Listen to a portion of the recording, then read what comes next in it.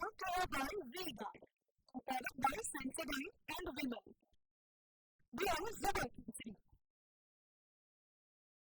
છું શિવાની। સૌથી પહેલા વાત કરીએ પંચમહાલમાં નીટની પરીક્ષામાં ચોરીમાં જે સંડોવણી સામે આવી છે તેની, તો પરશુરામ રોયના 10 દિવસના રિમાન્ડ મંજૂર કરવામાં આવ્યા છે। નીટની પરીક્ષામાં ચોરી કેસમાં મુખ્ય આરોપી રિમાન્ડ પર વડોદરાથી ઝડપાયેલ પરશુરામ રોય ગોધરાની કોર્ટમાં કેસરિયાથી મન જોગી થયું રે, દિલ ઝૂમે જુઓ મતમસ્ત થયું રે, કેસરિયાથી મન જોગી થયું રે। હર પળ મનાવો કેસરી ત્યોહાર, વિમલ બોલો જુબાન કેસરી। તેને રજૂ કરાયો। મુખ્ય આરોપી પરશુરામ રોયની તપાસ દરમિયાન મોટા ખુલાસા પણ થઈ રહ્યા છે। આરોપી પરશુરામના સગા પણ અગાઉ પેપર લીક કેસમાં સંડોવાયેલા હોવાની જાણકારી મળી રહી છે।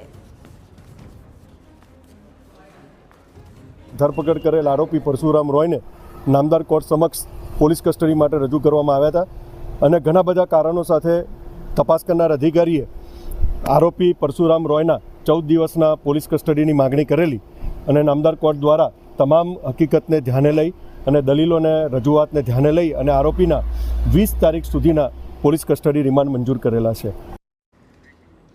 તો આરોપી પરશુરામ રોયના વકીલનો મોટો દાવો, મુખ્ય સૂત્રધાર તુષાર ભટ્ટ હોવાનું તેણે કહ્યું। પરશુરામ રોય નિર્દોષ હોવાનું આરોપીના વકીલે જણાવ્યું છે।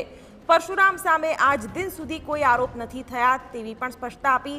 તુષાર ભટ્ટે ખોટું બોલીને યાદી મેળવીને ષડયંત્ર રચ્યું હોવાના પણ આક્ષેપ કર્યા। ઉમેદવારો પાસેથી પરશુરામે એક પણ રૂપિયો નથી લીધો। 2023માં રોયના સંબંધીની પેપર લીક કેસમાં સંડોવણી સામે આવી હતી તેમ પણ વકીલે જણાવ્યું। ગત જાન્યુઆરી 2023માં એક મામલો બન્યો હતો જેમાં પરશુરામ રોયના એક દૂરના સંબંધીના ત્યાં એક રેડ થઈ અને ત્યાં પેપર લીક કાંડમાં એક વ્યક્તિનું નામ સામે આવેલું હતું।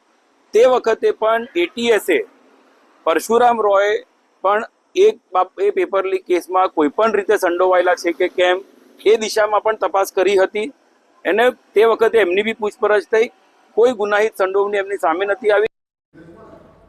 તો અમદાવાદના Brought to you by Vega, a product by Sensodyne and Vimal. We are Zubaki.